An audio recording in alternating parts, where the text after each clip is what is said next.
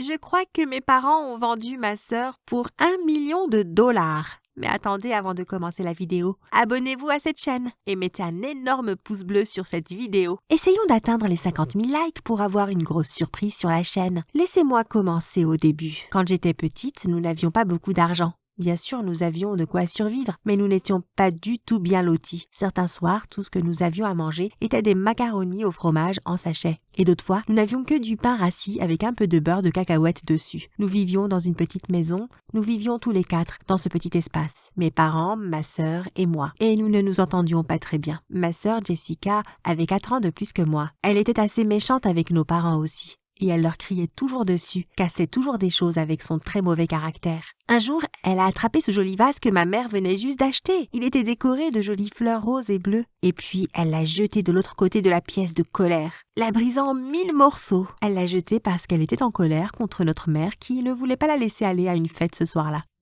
Moi, j'étais calme la plupart du temps. Je me mêlais de mes affaires et j'essayais toujours de rester en dehors du chemin de Jessica. Nous devions partager notre chambre. Et bien sûr, elle s'appropriait tout le lit, elle me forçait à dormir par terre, sur un minuscule bout de couverture. Je me plaignais à mes parents, leur disant à quel point c'était injuste, mais ils ne pouvaient rien faire. Je pense qu'ils avaient peur de Jessica. Elle était plus grande qu'eux, même quand elle était adolescente, et elle pourrait leur faire du mal si elle le voulait. Jessica était pour ainsi dire la chef à la maison. Il y a eu une autre fois où j'ai accidentellement renversé du soda sur Jessica. J'étais dans la cuisine, mon verre à la main, quand Jessica a fait éruption dans la pièce et a foncé sur moi. Le verre de soda s'est envolé et a atterri sur Jessica. J'étais pétrifiée. Dans ses yeux, je n'ai vu que de la rage. Je jure que j'ai vu une lueur rouge passer devant son regard.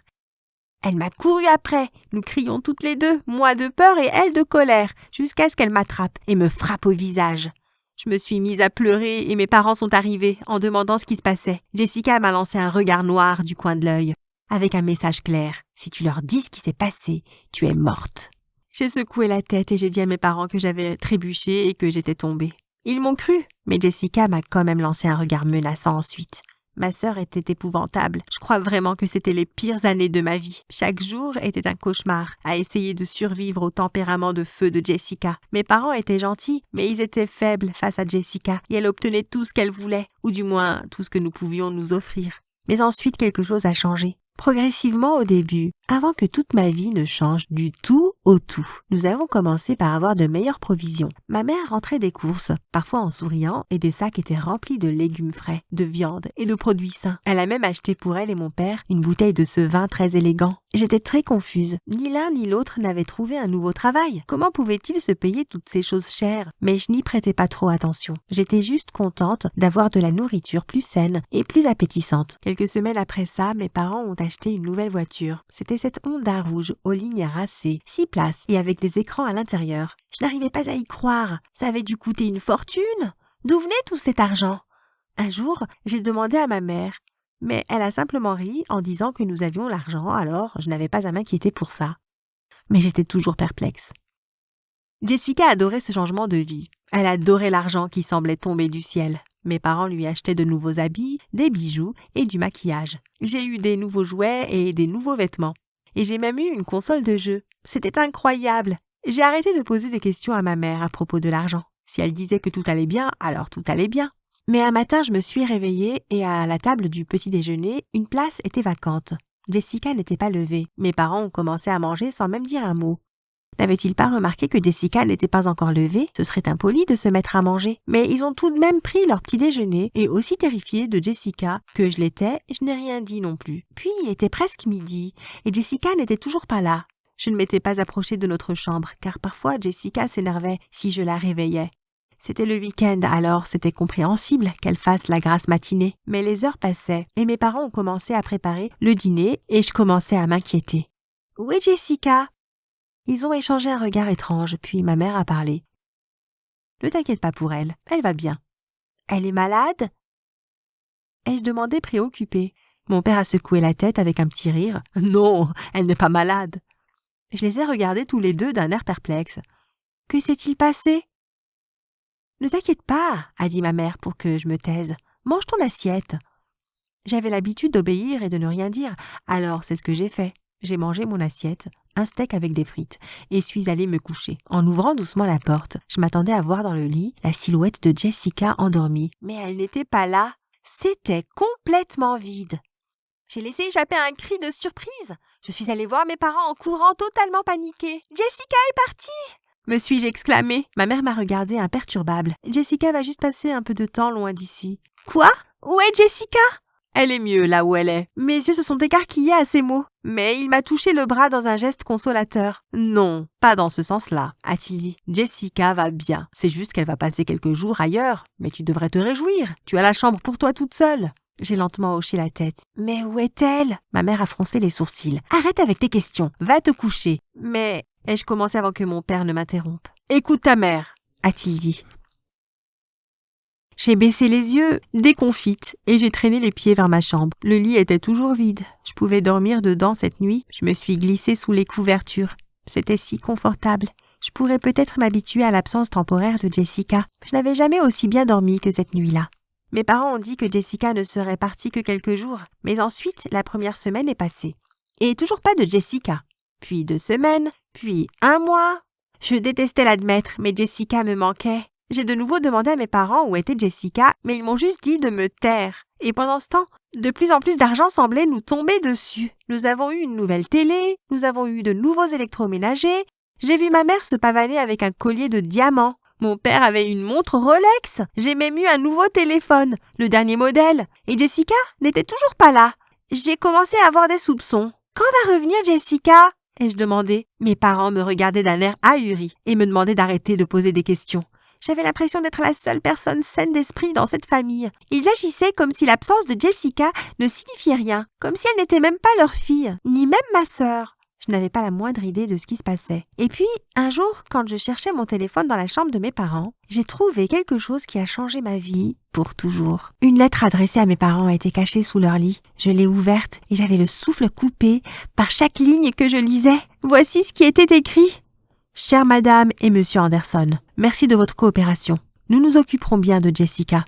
Nous l'envoyer était une sage décision. Vous n'avez pas à vous inquiéter pour elle. Elle s'en sortira très bien. Je vous conseille également de ne rien dire de ceci à votre autre fille. Cela vaut mieux. Et félicitations pour l'argent. J'espère que cela vous fait plaisir. Cordialement, Steven Smith. J'étais sous le choc. J'étais littéralement paralysée. Je n'arrivais pas à comprendre ce que je venais de lire. Qu'est-ce que ça voulait dire? Où était Jessica? Qui était Steven Smith? Je ne savais pas quoi penser.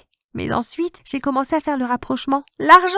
Et les achats soudains de choses coûteuses. D'où est-ce que ça venait? Je savais que mes parents avaient toujours de faibles revenus. L'argent ne tombait pas du ciel. Ça devait venir de quelque part. Et j'avais le sentiment que ça avait quelque chose à voir avec Jessica et avec cette lettre. Et j'ai continué à chercher sous le lit, regardant tous les petits bouts de papier. Tout ce que j'ai trouvé était un tas de reçus et de courtes lettres de personnes inconnues. Mais ensuite, j'ai trouvé quelque chose, une enveloppe cachée en dessous de la pile. Elle était dorée et il y avait une écriture chic dessus.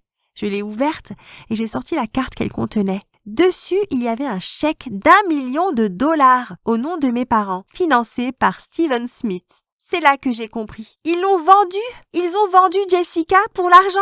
Jessica était tout le temps méchante avec eux et elle se comportait toujours mal. Ils auraient sûrement été ravis de la vendre. Je ne connaissais pas grand-chose sur le trafic d'enfants, mais ils l'avaient probablement vendue pour qu'elle travaille ou quelque chose comme ça. Et elle passerait toutes ses journées à travailler sans relâche. Comment pouvait-il faire quelque chose comme ça? C'est vrai que Jessica était difficile parfois, mais ça ne voulait pas dire qu'ils avaient le droit de la vendre. Alors que j'étais toujours en train d'essayer d'assimiler cette découverte impensable, j'ai entendu la porte s'ouvrir derrière moi et mes parents se tenaient dans l'encadrement de la porte, leur silhouette se dessinant dans la lumière extérieure. Ils m'ont regardé, choqués, ont vu la lettre dans mes mains et le chèque d'1 million de dollars. Leur visage s'est assombri. J'ai été saisie d'effroi, mais je me suis tout de suite levée d'un bond. « Vous avez vendu Jessica? Qu'est-ce qui ne va pas chez vous ?» Ils n'ont rien dit. Ils se sont juste précipités vers moi et m'ont pris les papiers des mains. Je me suis reculée terrifiée. Ils ont regardé le chèque d'1 million de dollars d'un air avide. « Il n'y a rien !» Ai-je entendu ma mère murmurer. « Non, non, elle ne l'a pas déchiré », a répondu mon père. Je n'arrivais pas à croire. Ce stupide chèque leur importait plus que leur propre fille. « Vous êtes d'horribles personnes, horribles !» leur ai-je hurlé. « Vous avez vendu Jessica juste pour un stupide chèque. Je vous déteste !» Ils m'ont regardé, stupéfaits par la colère dans mes yeux, et se sont lentement approchés de moi. « Chérie, ce n'est pas ça, » a dit ma mère. « Ah, alors vous l'avez échangé ou quoi? Me suis-je écrié. Ce n'est toujours pas une excuse. Nous n'avons pas vendu Jessica, chérie, a dit calmement mon père. Nous l'avons envoyée. Je l'ai interrompu. Oui, à Steven Smith. Je sais tout. Vous avez vendu Jessica pour qu'elle fasse du travail forcé ou quelque chose comme ça. Puis, à ma plus grande stupéfaction, mes parents se sont mis à rire. Je me suis reculée avec dégoût. Comment osez-vous rire de ce genre de choses? Les ai-je accusés.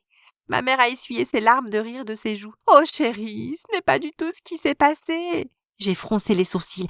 Eh bien, si ce n'est pas ce qui s'est passé, où est Jessica? Mes parents ont échangé un regard, puis ont hoché la tête. Puis, ils m'ont tout expliqué. Il y a quelques mois, ils ont participé à cette loterie, qui était financée par ce milliardaire, Steven Smith. Il espérait aider les plus pauvres. Et il a organisé une loterie gratuite pour ceux qui avaient à peine de quoi vivre. Ils ont participé, ne pensant jamais qu'ils gagneraient seulement pour essayer. Et à leur plus grande surprise, ils ont gagné.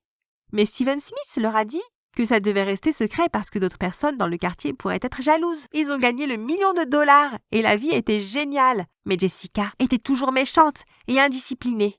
Il craignait qu'elle ne devienne une personne égoïste et impolie. Et c'est là que Steven Smith a proposé d'emmener Jessica. Pas dans un camp de travail, mais dans un centre de réhabilitation.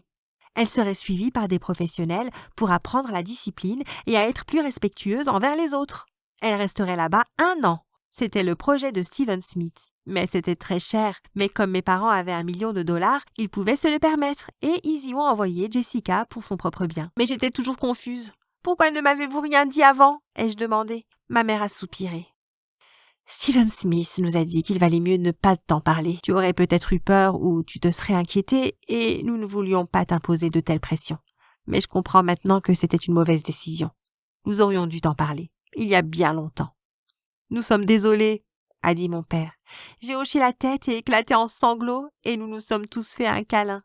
Quand verrons-nous Jessica? Ai-je demandé. Nous pouvons aller la voir demain si tu veux. Le lendemain, nous avons roulé quelques heures avant d'arriver au centre de réhabilitation. Dès que nous sommes arrivés, Jessica est venue vers nous en courant. Elle nous a pris dans ses bras. J'étais sous le choc. Jessica ne m'avait jamais prise dans ses bras avant. « Vous m'avez manqué !» s'est écriée Jessica. Mes parents ont poussé un soupir de soulagement et moi aussi. Jessica aussi m'avait manqué.